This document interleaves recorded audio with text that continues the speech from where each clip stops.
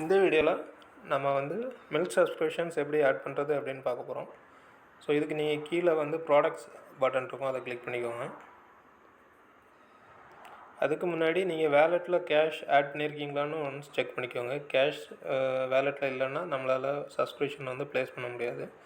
So இப்போ நான் 1 litre மில்க்குக்கு subscription கொடுக்க போகிறேன். இந்த 1 லிட்டர் பக்கத்தில் சப்ஸ்கிரைப் இருக்கும், அதை கிளிக் பண்ணிக்கோங்க. இந்த வீடியோவில் நம்ம வந்து மந்த்லி சப்ஸ்கிரிப்ஷன் மட்டும் பார்க்க போகிறோம். ஸோ நம்ம வேறு இந்த ஃப்ரீக்வன்சியில் வேறு எந்த ஆப்ஷனையும் நம்ம சூஸ் பண்ண போகிறதில்ல. டெய்லி மட்டும் கொடுத்துக்கோங்க. இப்போது 1 லிட்டர் வேணும்னா 1 குவான்டிட்டி கொடுத்துக்கோங்க. இப்போ 2, 3 வேணும் அப்படின்னா நீங்கள் இதில் சேஞ்ச் பண்ணிக்கலாம். ப்ளஸ் கொடுத்தீங்கன்னா ப்ளஸ் ஆயிரும்.